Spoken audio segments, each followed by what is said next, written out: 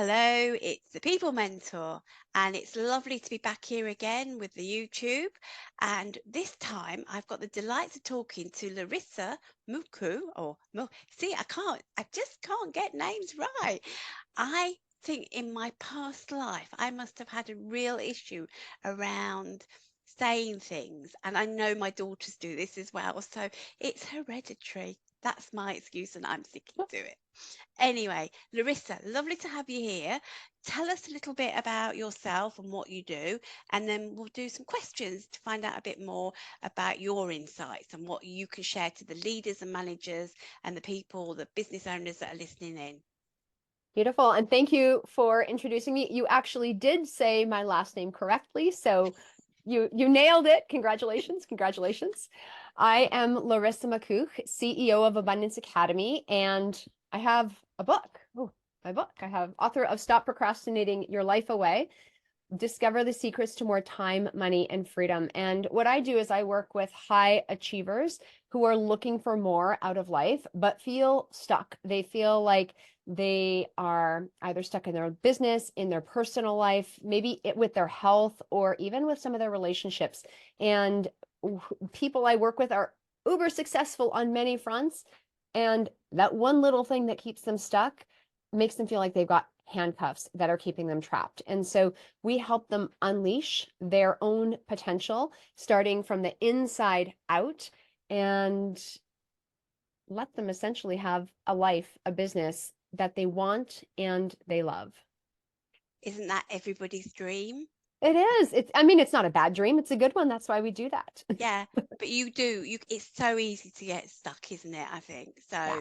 it's good that you help with that. I think that's really important. And sometimes it's the smallest of things and you just can't see it because you're too close, I think. So yeah, really good. So you talk about neuro-linguistic programming and hypnotherapy in your coaching practice. So can you offer some insights in how you integrate this into your programs? And also, have you got a story you could tell around, how it's helped a person? All right. So big question. I will do my best to be brief. I maybe I'll just start with how I even got introduced to the world of neurolinguistic programming. So many years ago, 20 plus, I'm going to just say 20 plus years ago. I don't have a definite date.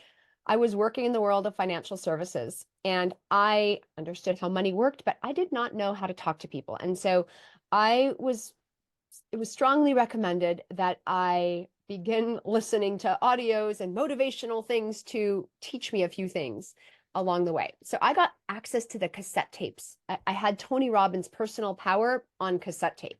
And I used to plug it into my car. So if people don't know what cassette tapes are, that's, I know I'm dating myself right now, but I used to listen to Tony Robbins' 30-day personal power program in my car on repeat.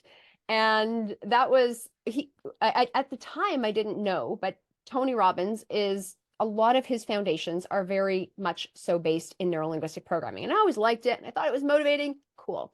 I left that for about a decade and kept studying other things. And then probably about 14 years ago now, I found myself in something compelled me to hire a Tony Robbins coach. And I did. I got great results with her. And she invited me to one of his programs. So I never thought of going to his seminars. I had no interest, but she invited me. So I said, okay. So my husband and I, we went to his programs and I was just like, this is necessary for both of us. There's something different about what he's doing. It's more than just rah. There was something really powerful and special. It was almost like he had this magic fairy dust that he sprinkled with passion and vigor all over the 10,000 people in this auditorium. And I wanted to know what he did. I'm like, there's got to be some method to his madness. So we studied all his programs. We went to every one of his trainings that he offered at the time. We did Date with Destiny. We went to Life and Wealth Mastery in Fiji. We attended the Leadership Academy and we just dove in. And for me, the Leadership Academy was actually the most interesting. And essentially, it was like an NLP training for a business. And again, didn't really know it at the time, or maybe I didn't clue in, but it was the most enjoyable training, even more than all these other heartfelt things that people were going to, because they were teaching me not just how I could get the change myself, they were teaching me how I could use it with my team, with my staff, with other people. And so flash forward to 5 to 6 years ago, I find myself in a workshop and an event, and someone was offering an NLP training, and I attended, and I'm like, cool.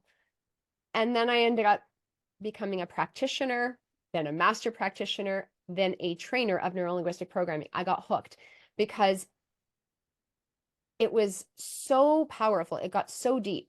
It didn't just help me change things on a conscious level. It helped me make changes in my own life on an unconscious level that I hadn't been able to make in the past. Right. Some of the things were very confusing. I was like, what just happened? Didn't understand it. And other things they just made sense, that the dots connected. And one of the things with neuro-linguistic programming is we weren't looking at problems, we weren't looking at the stories, we weren't looking at the drama, but we were really starting to look at the structure of how things were. And we started shifting things on a structural level. And by doing that, you got out of so much emotional drama, and you could make changes really, really fast. And so I obviously have fallen in love and been a raving fan of neuro-linguistic programming. But neuro-linguistic programming in and of itself it's an approach to communication and personal development that was first introduced by Richard Bandler. And he was in California way back in the day. And it helps you shift behaviors and overall well-being, because you're not replaying your story over and over again. You're actually changing the way it's processing on a neurological level and in your mind. And so I think this is really powerful, because so often we get stuck. And so one of the things that I do, I think your question was, how do I use this in my practice? Well, I don't just use this in my practice. I use my tools in my everyday life. I don't just do my work because it's a job. I was actually talking to my assistant right before this, and she's like, Larisa, you don't just do this for work. You're doing it all the time. I use it for myself personally to improve my own life. I use it with my son, my 6-year-old son. I use this with my team. I use this with my clients. I use the tools, resources, and methodologies 24/7 because they work. Now, one of the things I've realized is sometimes neuro-linguistic programming can get known for like, ooh, this is a quick fix, and they're magical quick fixes. Great, they're awesome. However, when you apply them in a strategic way, in a logical way, and as part of a greater process, that's when they have the sticky factor. And you can make rapid changes really, really fast. However, you reinforce them with other things to make them last a lifetime.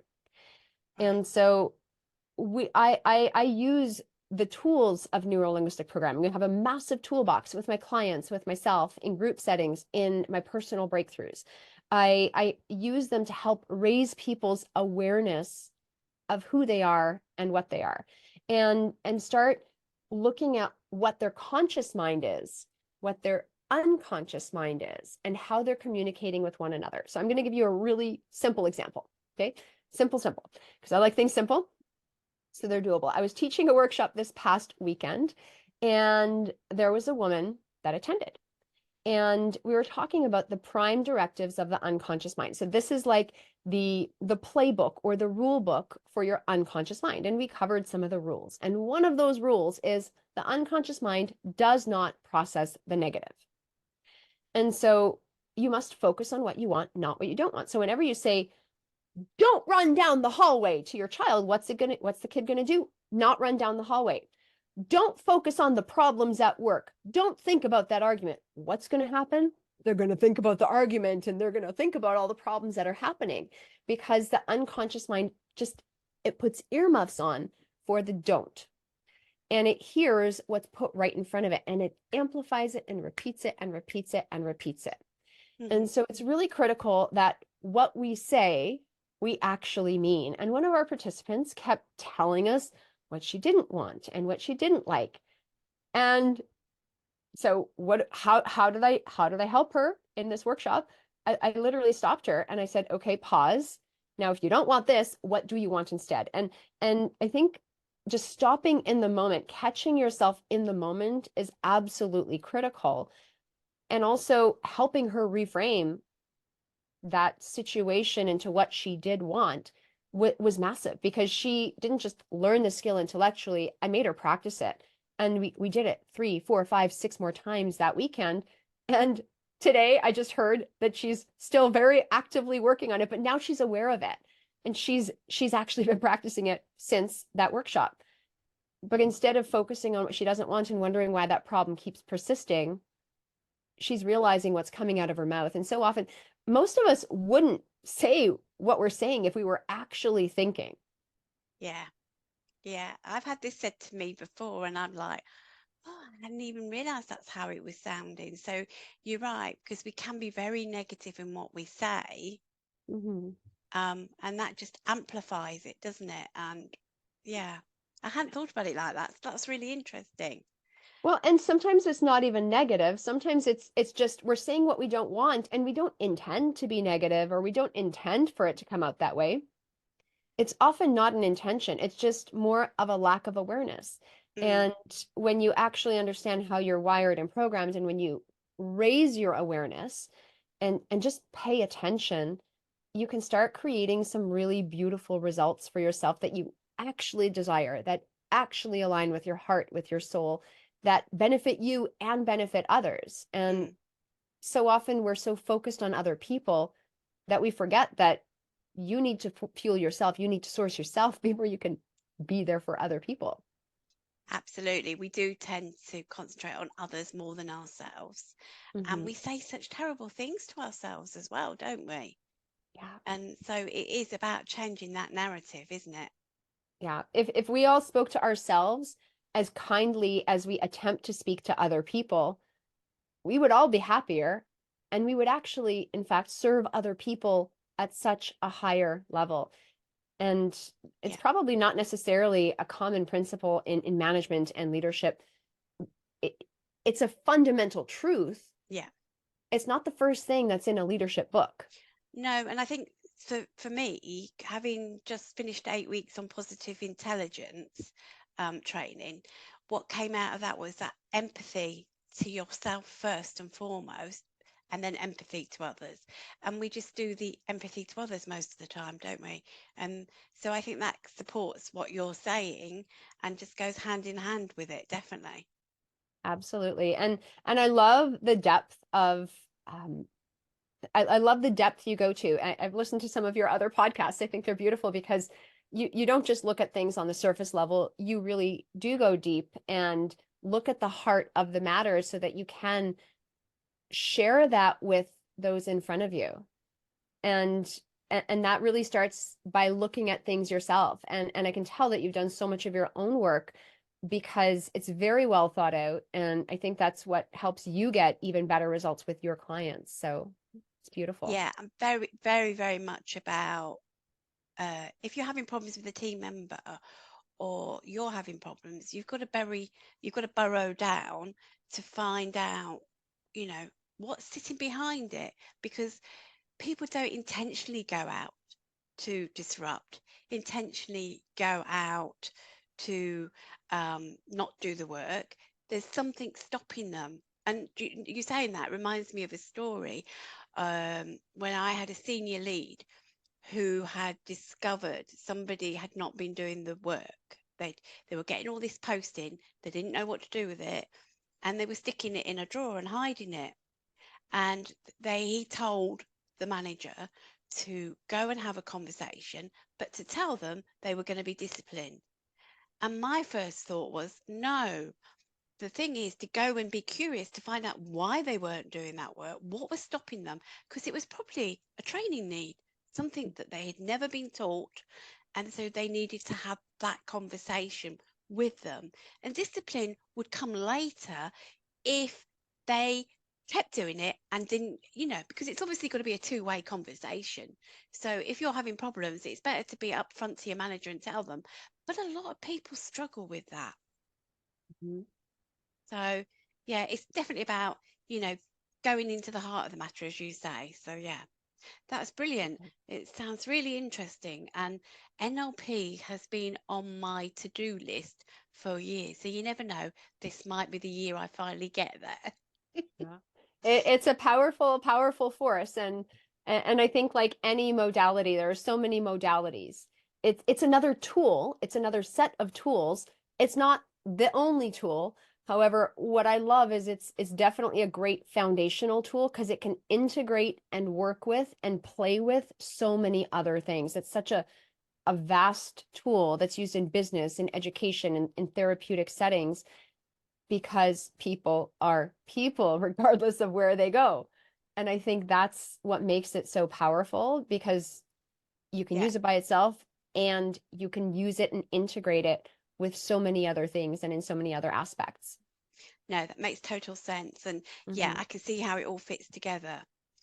So I wanted you to elaborate on how you bridge the gap between dreaming and doing for your clients, because we can so easily get stuck in that moment of dreaming about things and never actually get to the doing. And I see this time and time again. And then that's enabling them by this work that you do to create impactful changes in both their personal and professional lives. So I think Mm-hmm. any tidbits around that would really help the listeners.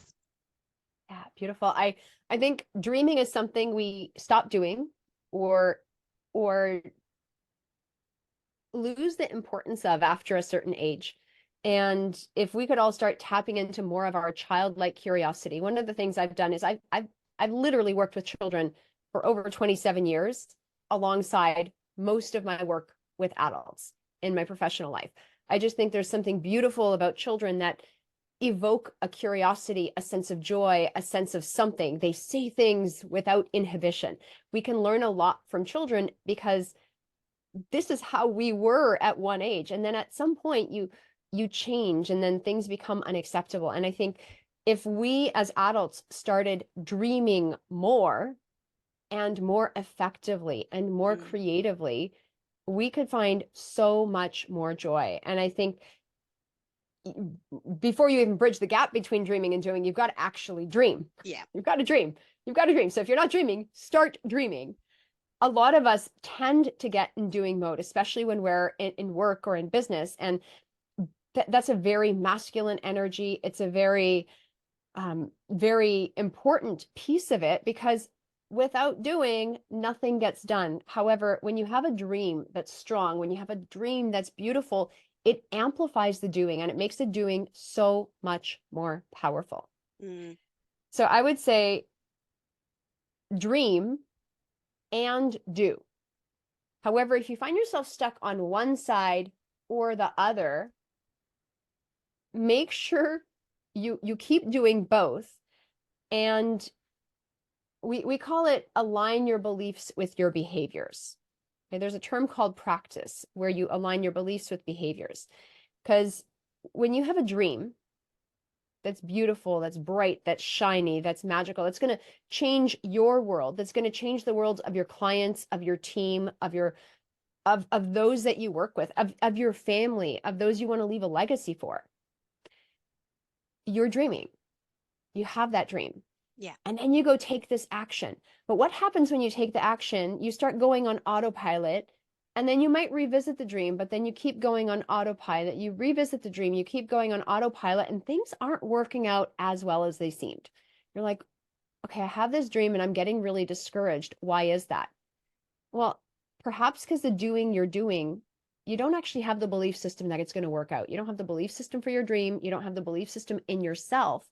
And what's really critical to ensure that the tasks you're doing is to make sure they're the correct tasks, but you also Mhm. have the belief system in your ability to achieve them and in your ability to actually achieve the goals and dreams that you're aspiring to. And so belief is a really, really huge component because so often we forget that. Yeah, We, you're right. We do. We do. I think beliefs, yeah, because it's so easy, as you said, and I kind of probably last year, felt like I'd lost my way a bit, and almost that dream had gone because I didn't have the belief in what I was doing. So you're right, and I've sat down and done a lot of work this year and feel completely refreshed, and I know what my dream is, and I have my belief in what I'm going to do. There are going to be seeing a few changes ahead in my business, so but all positive and all around what I already have been talking about, more amplified, I think. So it's a really important point. And while you were saying that about your dream, you made me think of appreciative inquiries.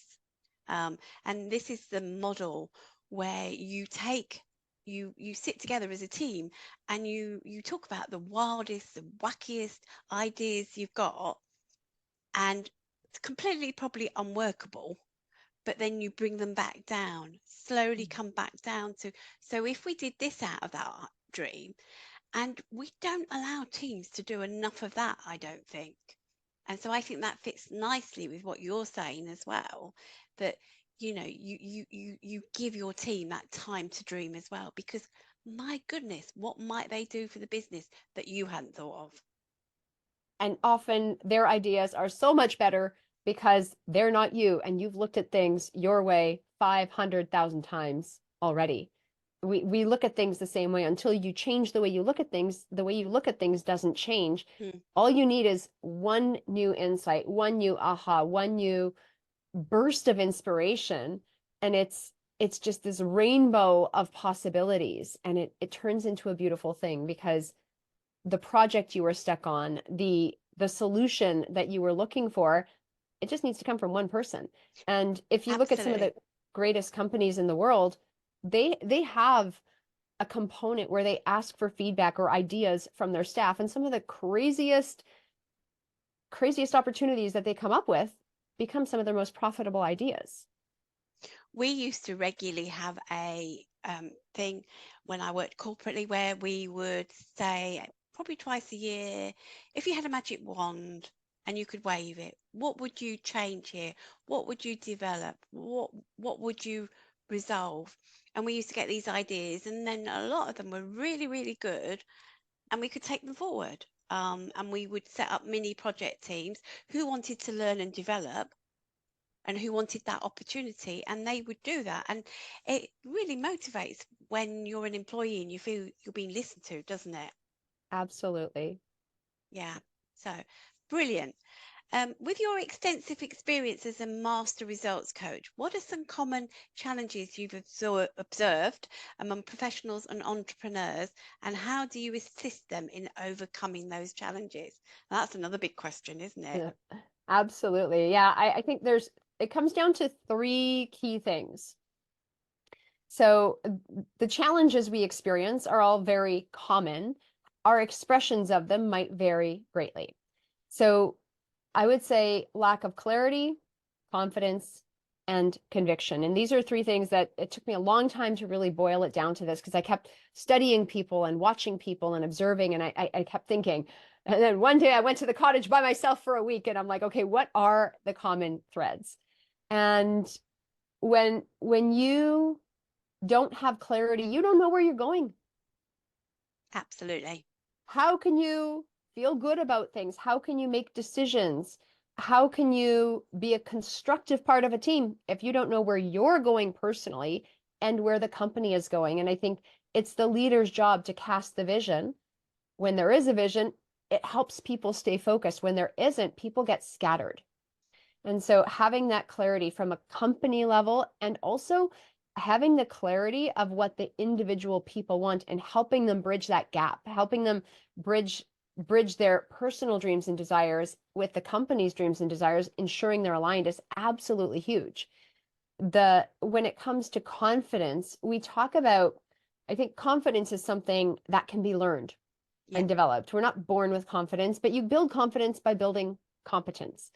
And so often when you start walking, talking, acting, and believing like the person you wish to become, like you can start stepping up and beyond where you currently are, then your success becomes inevitable. There is no question as to your success. When it also comes to confidence, this is about skill building, and there are certain skills required, and we want to make sure that we have structure to support our flow. This is something I talk about a lot, is having structure to support the flow. And structure is like this glass, right? This glass of water. The flow is like the water inside of it. The structure is like the SOPs and the operations manuals and the technology and the HR procedures, all of those things. That's the structure. Yeah.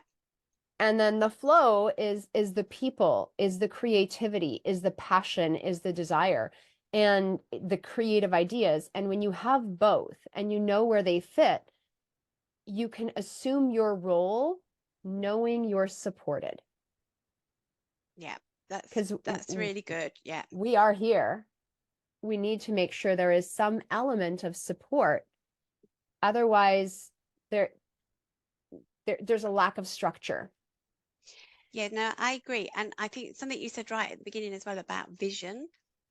Yeah. Without it, you have no direction. And certainly from experience of working with a small employer who had a vision up here, but he wouldn't share it.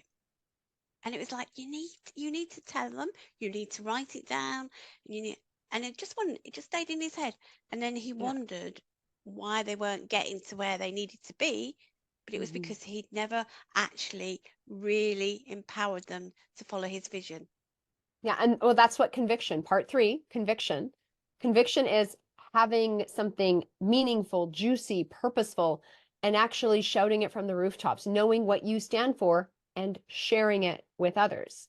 Because you've got to have the vision, but then you actually have to share it. And when you share it with that passion, that purpose, that drive, people feel it and they magnetize to it. People want to be a part of something bigger. People want to be a Absolutely. part of a winning team. And I love that example, because if you don't share your vision, then nobody can get on board. Absolutely. And again, and I think the purpose is really important from past experience. And I go back to this because I was put in a team as a lead, but we weren't told what we were supposed to be achieving. We had no direction and we were bumbling along and we all felt terrible and it was destroying our confidence. So it kind of links to confidence. So that purpose and and that goes back to your clarity as well. So it all interlinks and is really all important. It absolutely does. And I, it, leaders, CEOs, they must have a vision and they must cast the vision. Management must understand the leader's vision, have an element of their own vision, and keep casting that forward to their team. However, I think even on a personal level, when you teach something to someone, when you share your own message, so often the more entry level employees, when you're at a lower level, you're not encouraged to think about your purpose or your message or even sharing and what the next step is for you. How can you take this and gift it to someone else? And when you start to plant those seeds, that actually empowers that person, and that gives them the ability and helps them learn it better, move forward further, faster, and step into a whole other level of confidence that they didn't even know they had. Most people don't have belief in themselves. And you as a Mm. leader, they need to borrow your belief in them. However, when you gift them your belief, when you empower them, when you show them that you have empathy and you also expect the best out of them, it's not just being empathetic, it's being empathetic and compassionate and heartfelt enough to say, I see your potential and I would love to see you let it shine. I would love to see you step up. And I think so often this is missed. This is a key pivotal step that's missed in the business world, because it's like, oh, gotta achieve the next objective. Quarter 2 is around the corner. Let's go. And it's about the objective, and then we forget about the people. We forget about the who behind the what. Yeah, and I would agree with you. And another area that I really like to concentrate on is strengths. So understand each of your team members' strengths. Yeah. and look at how that can help the team and the business, how they can support each other with those strengths, and talk about them and keep talking about them. Because when people keep telling you you're doing this really well because you're using this strength and we can really see it, that builds the confidence as well and creates the motivation. So that's just another part of the jigsaw again, isn't it? Yeah. We there's a very cool jigsaw puzzle happening in this world. Yeah, there is definitely. So that's really helpful. Thank you for that, You're Larissa. welcome. So, um, okay, so now I'm going to ask you, as the CEO and founder of Abundance Academy, how do you cultivate a culture of empowerment and authenticity within your organization? And then how does that translate into your coaching approach?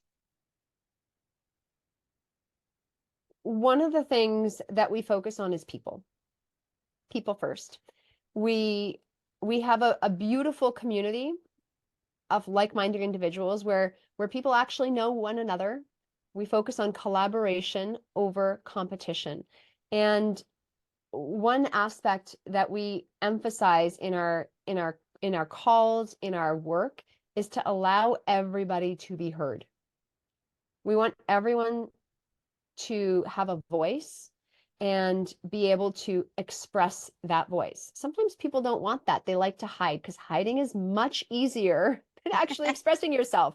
Hiding is a very convenient strategy, and it's not going to help you achieve your greatness. So once people practice, they no longer need to be intimidated because they really know other people have their back. And so the people side of things, the community side of things is really huge. We also really focus and emphasize on holding people to their highest standards. And we like to go deep. We don't like to live life on the surface. And when you challenge yourself to go deep, we I often say, if you can name it, that ain't it. The problems you think you have are not your actual problems. Yeah, And you need to go several layers below the surface. And you mentioned that, you touched on that when we first started chatting. You need to go several layers below the surface to see what the actual problem is. And sometimes you can't even see it yourself. However, in order to pluck, we call our problem, there's a root of our problem. In order to pluck the root of our problem, like plucking a dandelion, you got to get the whole thing. yeah, And that can take time, that can take skill. However, when you really get to your deepest levels, you get to your deepest state of empowerment. You call yourself out on the things that you've been conveniently avoiding, conveniently ignoring, the self-talk, the mental chatter you may have been saying in your head, the things you've always wanted to say to people that you haven't. yeah, And it's not about those things, but when you voice those things, like, how dare she say that to me?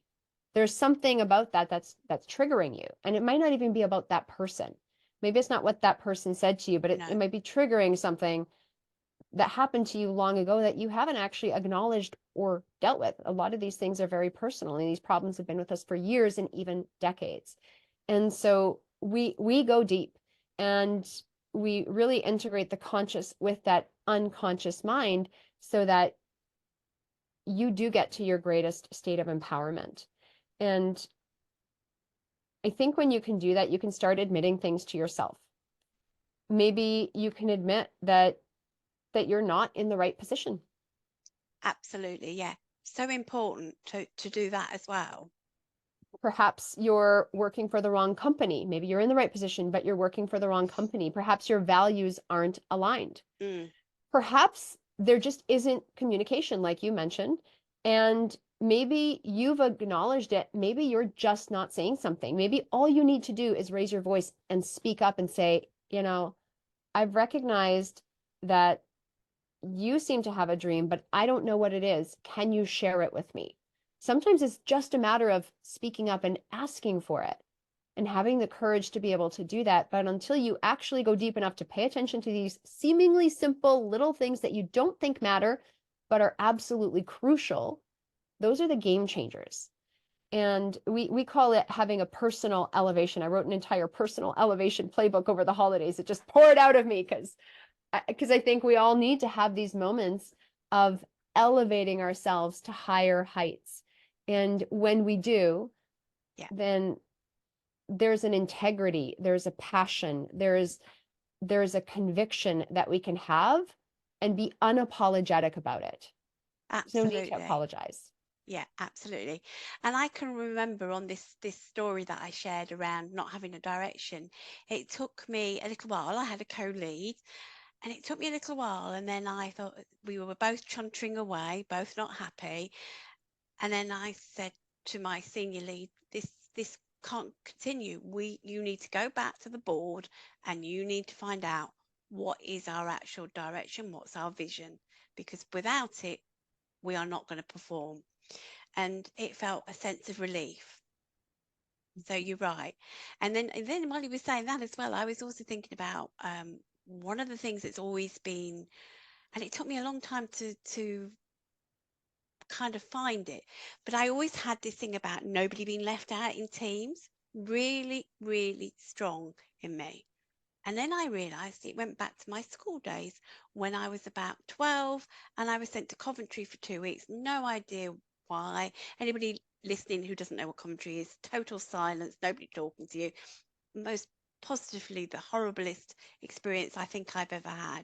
And I was always of the opinion that I would never, ever let that happen to anybody again within my teens. And it's hard sometimes because some people don't naturally, like you said, some people want to hide. And if they do, you've got to take a bit of time trying to bring them out and let them see that it's okay to come out and share their thoughts and their opinions. But it takes time, doesn't it? And that's a safety issue. Often they may not feel safe sharing Mm, their opinion. And just like for you, it came from childhood. Most of our greatest problems and challenges to our belief system happen prior to 7 years of age. yeah, So if you can't identify them, don't try to consciously figure it out because you don't even need to remember what that is. Realize that most of the challenges you're having probably came from prior to 7 years of age, before your conscious mind was fully developed. You made some kind of decision that was really appropriate at the time. But how well versed are you in decision making as a kid? You're yeah, not. You're reacting. You're doing things to preserve your life, your safety, your absolutely. your feelings. And it's a perfect response at the time. However, we don't we keep that and we allow it to carry forward for the rest of our lives. And we're not responsible for our mental programming. These are things that we learn from parents, our caregivers, educators, friends, TV, the world. Yeah, So we're not responsible for that mental programming. But once you're aware of it, you are responsible for changing it. And sometimes the thought of changing something that's been around, even though it's painful, is really scary for people. yeah, absolutely. And you can understand why. Yeah, Yeah, we call it being comfortably uncomfortable. You're sitting on that picket fence, and sitting on that fence, riding up your butt is not comfortable. Are you willing to actually get off of it? Or are you like, it's so uncomfortable, but I'm going to stay? I've seen a lot of people. I've had so many conversations where they're just not willing to shift. And it breaks my heart. It's so yeah. sad when I see that. And I know I can't make that decision for them. And as It- soon as they're ready, I'm like, my arms are open. I am here for you. Please, I can't wait till you make that decision. You have to take the first leap. Absolutely. And the thing is that if you try and make that decision for them, then it's going to fail.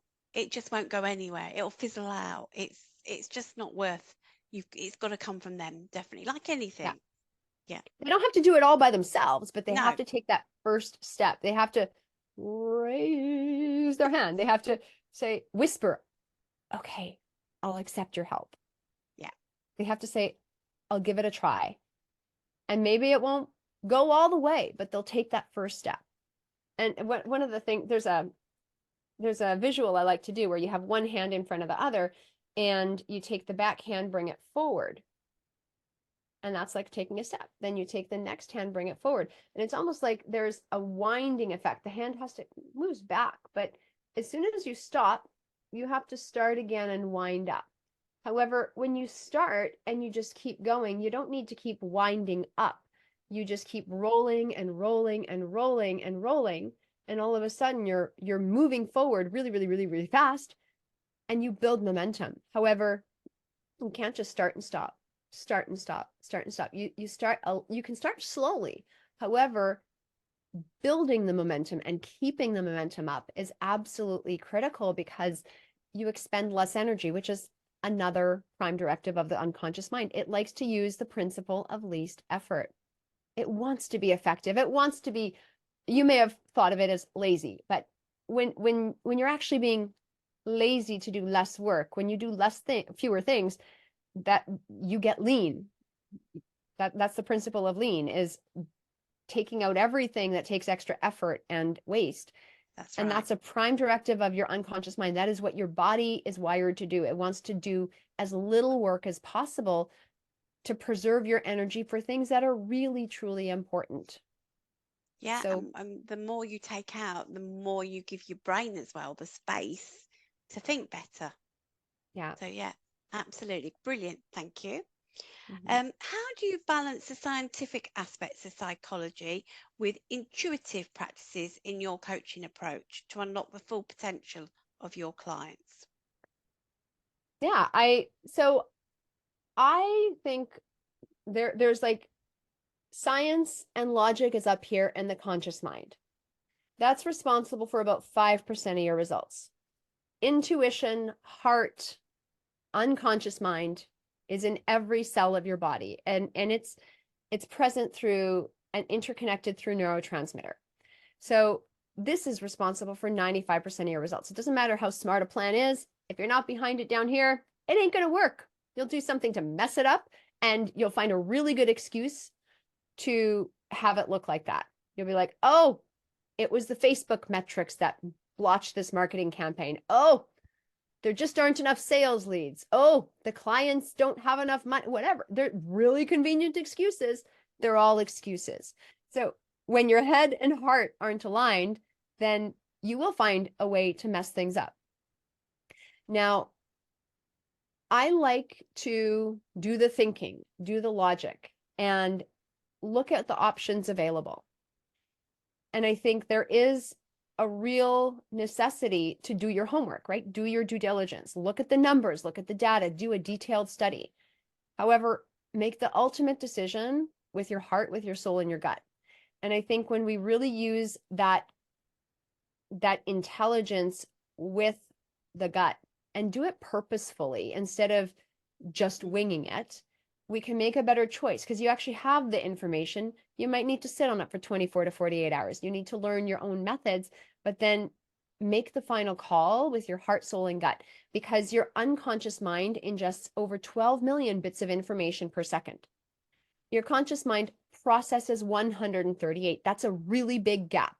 So what you're thinking and you're aware of here, there's a lot of information that the rest of your world is aware of.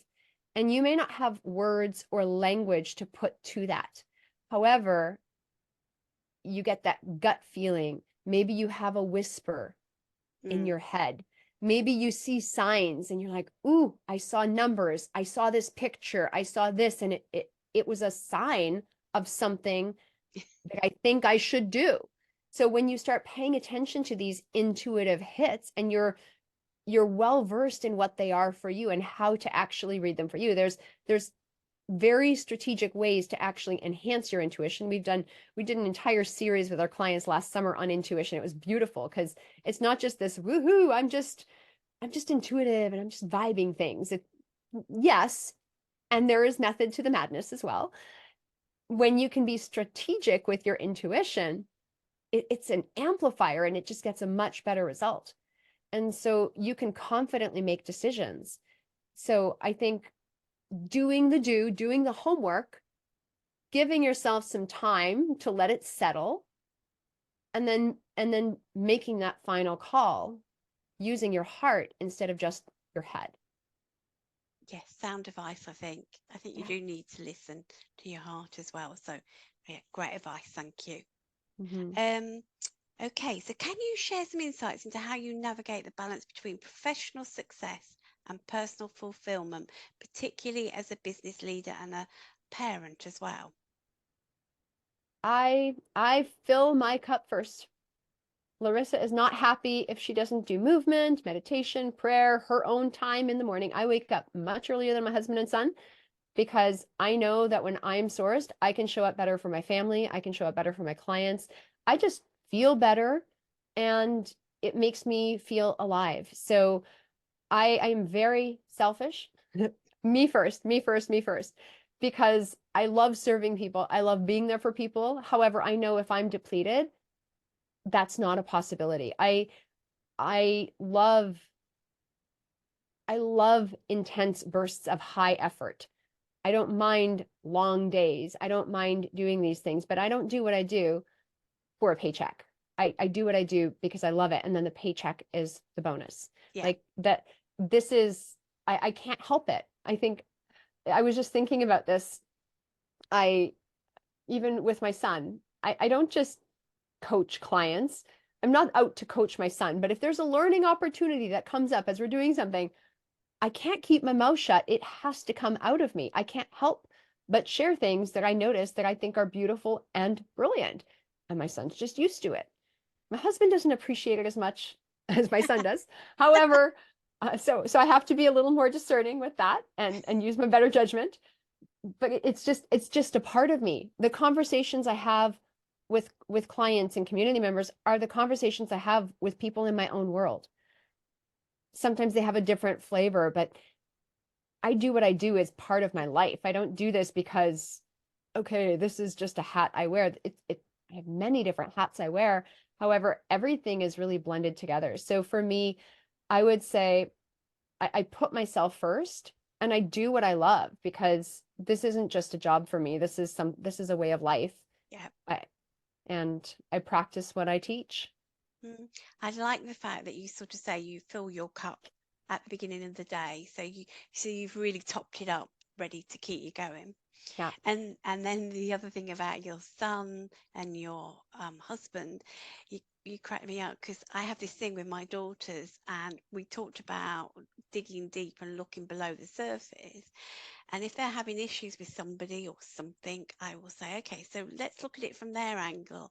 And what do you think they're thinking? And oh, here she goes again. I get, but I can't help it because that's the way I am. Because Yeah. people react out of character quite often, or are obstinate or stubborn because there's something sitting in that background. And I just like to try and dig and find out and tell them to be curious. Mm-hmm. So they're used to it. They say, sometimes, Mum, it would be nice if you just took our side without querying it. And I'm like, can't do that. Just can't do it. I've got to dig deep. Yeah, I've learned how to do that. My mother and I, there are times where she's like, okay, I like your feedback. And there's times where she's like, Larisa, I just need to talk. This is not one of those times I want advice. And I'm like, okay, I will be your daughter in this moment.